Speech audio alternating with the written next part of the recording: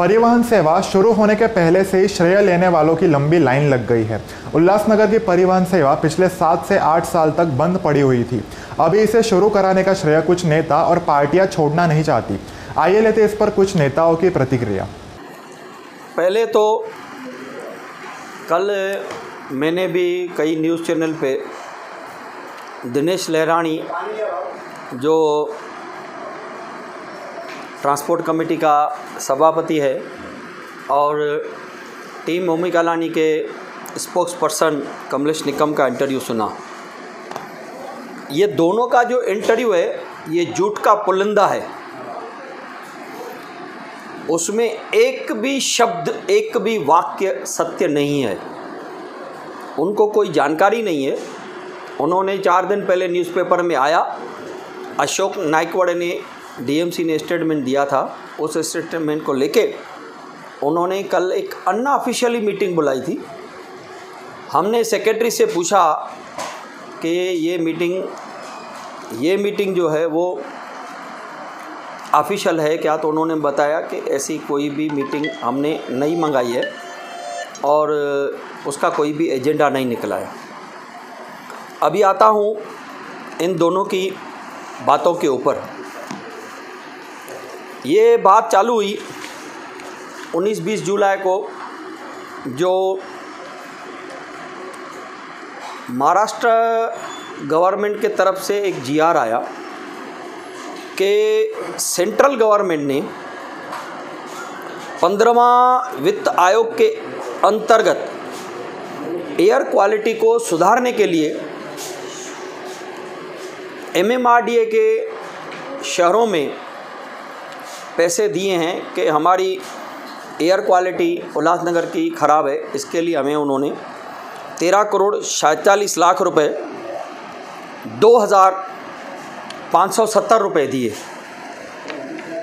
जैसे ही ये पत्र मेरी नज़र में आया, मैंने वैसे ही अरुण आशान और सभापति स्थायी समिति टोनी सिरवानी को फ़ोन किया और उनको विनंती की कि इलेक्ट्रॉनिक बस हमारे शहर में आनी चाहिए, इसके लिए आप एक्ट को पत्र दीजिए।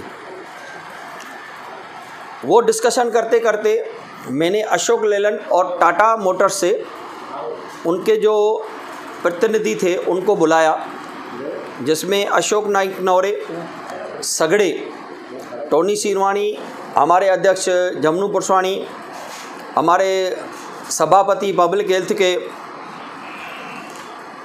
शेरी लुंड, सब ने बैठ के उनका प्रेजेंटेशन देखा।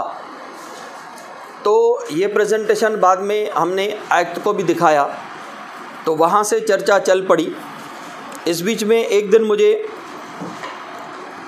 अमर लुंड जी का फ़ोन आया कि उनके मित्र हैं, वो हमें इस बात में मदद कर सकते हैं। तो इसके लिए हमने डिप्टी कमिश्नर नाइकनौरे और सगड़े जी को और शेरी जी और मैं, हम लोग 4 लोग अंधेरी मुंबई में गए और वहाँ पर मनोज मोटवानी जो डायरेक्टर हैं निर्वाणा फाइन वेस्ट कंपनी के, उनसे हमने मीटिंग की जो हिंदुजा से संबंधित है। उन्होंने कहा कि हिंदुजा की ही अशोक लेलैंड कंपनी है और वहाँ से वो हमें जल्द से जल्द बस दिलवा सकते हैं। एक वो बस की पूरी पेमेंट वो लोग भरेंगे, बस को चलाएंगे भी वही, मेंटेन भी वही करेंगे, ड्राइवर उनका होगा, मेंटेनेंस उनकी होगी, चार्जिंग स्टेशन वो बनाएंगे, लाइट का बिल भी वो भरेंगे। सिर्फ कंडक्टर उल्लासनगर महानगर पालिका का होगा और कलेक्शन महानगर पालिका लेगी और उनको किलोमीटर के हिसाब से पैसे देगी। अभी हमारे सामने 2 इशू थे। एक तो अगर हम अपनी बस लेते हैं इलेक्ट्रॉनिक, तो वो लगभग 1.25 से 1.5 करोड़ के बीच की है।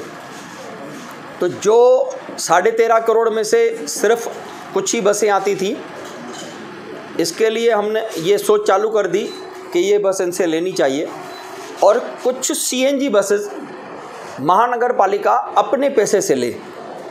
इस तरह की सोच हमारी आयुक्त के साथ मीटिंग हुई, डिप्टी कमिश्नर के साथ मीटिंग हुई और हमने ये प्रस्ताव को आगे बढ़ाना चालू किया। ये प्रस्ताव पहले तो जनरल बॉडी में आएगा। जनरल बॉडी में सोच विचार के बाद जो जनरल बॉडी फैसला करेगी, उसके बाद टेंडर कॉल होगा। उस टेंडर में जो भी लोएस्ट टेंडरर होगा उसे ये काम दिया जाएगा शहर में बस चालू करने का। और अगर ये सभी बातें जिस तरह से मैं बोल रहा हूँ उस तरफ से होती रही तो आने वाले लगभग 4 से 6 महीने के अंदर शहर में सीएनजी और इलेक्ट्रिक बस चलेगी। टीओके के प्रवक्ता कमलेश निकम जी ने ये कहा है कि पंचम काल के कार्यकाल में ये सब प्रोसीजर पूरी हुई थी, इस पर क्या कहना है आपका? तो मैं उनसे किसी भी स्टेज पे, किसी भी जगह पर ओपन डिबेट करने को इस विषय में तैयार हूँ कि वो मेरे से ओपन डिबेट करें आके, और ऐसा कोई जनरल बॉडी का रेजोल्यूशन जो पंचम कालानी ने करवाया है और उन्होंने महाराष्ट्र शासन को भेजा है और उसका पाठ परोठा किया है, तो वो हमें बताएं। मैंने पहले ही कहा कि टीओके के प्रवक्ता और दिनेश लहरानी जो सभापति हैं, उन्होंने कल का जो इंटरव्यू दिया है वो सब झूठ है। उन्होंने क्या किया है, एक पत्र तो दिखावे कि ये हमने ये मिनिस्टर को, ये अधिकारी को पत्र लिखा है कि हमको करके दो। हमने तो अपनी बजट में 2 करोड़ रुपया रख के उनको दिया, तो 2 करोड़ में वो एक बस नहीं ले पाए। 35 लाख की आज सीएनजी की बस है, 2 करोड़ में 4 बस आ सकती है, 5 बस आ सकती है। 4 बस से शुरुआत करते थे, किसने रोका? संतोष पांडे उनके सभापति थे, आज दिनेश लहरानी उनके सभापति है। क्यों नहीं किया? किसने रोका था? किसने मना किया था? सिर्फ कहने से और दूसरे के कार्य करने की जो एक क्रेडिट लूटने की इनकी स्टाइल है वो गलत है, जिसके लिए मैं उसका विरोध करता हूँ कि ये पूरी क्रेडिट अमर लुंड जी को है, जिन्होंने हमें उस व्यक्ति से मिलवाया। ये क्रेडिट शेरी लुंड की है, जो अपना समय निकाल के मुंबई चले, उस व्यक्ति को रिक्वेस्ट किया कि हमको कुछ कंसेशनल रेट पे ये बसेस हमको दीजिए। उन्होंने क्या किया है वो बतावे पेपर, हमारे पास तो सभी पेपर हैं। आज भी जो सबमिशन बन रही है महानगर पालिका की, ये वो है जिसमें कल परसों से बैठ के मैं उनको करेक्शन करके दे रहा हूँ, उनकी मिस्टेक्स निकाल के दे रहा हूँ कि जब भी ये स्टैंडिंग जनरल बॉडी में आवे तो सबको समझ में आवे कि ये क्या चीज़ बनी है, इसमें क्या क्या है। सिर्फ बात करने से, सिर्फ इंटरव्यू देने से तो काम नहीं होता है, काम के लिए पीछे लगना पड़ता है। हम लोग इस काम में जुलाई से लगे हैं, जब से हमें सेंट्रल गवर्नमेंट ने 15th वित्त आयोग में के तरफ से हमें पैसे मिले हैं। महाराष्ट्र शासन ने तो आज तक 1 रुपया नहीं दिया है ना। तो उनका जो स्टेटमेंट है वो पूरा गलत है। हम लोग गए, fine waste services private limited के डायरेक्टर मनोज मोटवानी जी से मिले, हमने ही उनसे मीटिंग की और जो भी इनकी स्टेटमेंट है पूरी गलत है। मैं किसी भी स्टेज पे, ओपन स्टेज पे उनको आने की चैलेंज देता हूं, मेरे सामने बैठ के डिस्कस करें। ये अभी 2018-19 से जब से लॉकडाउन लगा है, तो जब लॉकडाउन खुलता था तो कुछ व्यक्ति बोलते थे हमने कलेक्टर को बोला तभी खोला कलेक्टर ने। ऐसे दुकान खोलने हैं 4 घंटे के लिए, तो भी जब आदेश आता था तो भी यही कहा जाता था कि हमने किया है, हमने कलेक्टर से करवाया है। अब ये जो है कोई बिना पुरावे के सिर्फ अगर स्टेटमेंट दे रहे हैं कि बसेस का काम उन्होंने किया, तो मैं ये श्रेय किसको भी नहीं जाने दूंगा, क्योंकि मैं आपको सबको एक बहुत बड़ी बात बताने वाला हूँ कि जो निर्वाणा कंपनी, ये उनका कार्ड मैं दिखा रहा हूँ आपको, जो उनके पास नहीं रहेगा मेरे ख्याल से, तो चाहिए तो मेरे से कमलेश निकम जी ले सकते हैं। तो मैं आपको सिर्फ ये बोलता हूँ ये हमारा जो बसेस मिलने जा रही है आज या 4 महीने या 3 महीने या 6 महीने ये बसेस मिल रही है साईं वसण शाह दरबार के साईं कालीराम जी के शिष्य हैं मनोज मोटवानी जी, जो वहाँ पे आते हैं और हमारे साथ उनके बहुत अच्छे संबंध है। मेरे भाई अमर लुंड जी ने जब उनसे बात की, जब हमारी चर्चाएं चल रही थी, राजेश जी हम लोगों ने 2-4 बार मीटिंगें ली थी इस बारे में कि बसेस चलनी चाहिए, तो जब उन्होंने उनसे बात की तो उन्होंने कहा उल्लासनगर के लिए मैं कुछ भी करने को तैयार हूँ।